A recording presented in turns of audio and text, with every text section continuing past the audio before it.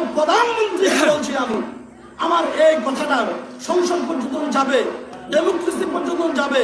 আমি মাননীয় প্রধানমন্ত্রীকে বলছি, আপনার বাবা ওলি আল্লাহদের মাজার জিয়ারত করেছে, আব্দুল কাদের জিলানীর মাজার জিয়ারত করেছে, ঠিক কিনা বলেন?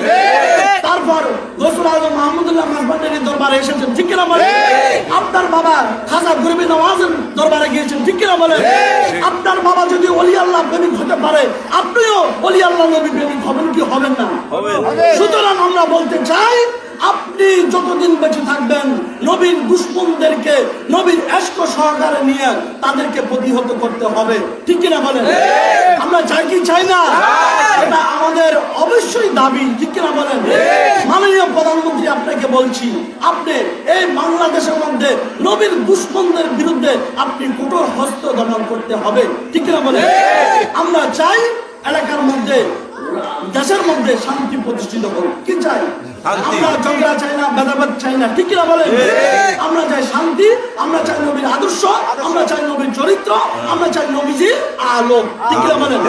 নারায়ে তাকবীর, আল্লাহু আকবার, নারায়ে রিসালাত, ইয়া রাসূলুল্লাহ, আল কোরআনের আলো, মিলাদুন নবীর আলো, হায়াতুন নবীর আলো, জোরে বলে মারহাবা। وآخر دعوانا أن الحمد لله رب العالمين. السلام عليكم ورحمة الله تعالى وبركاته.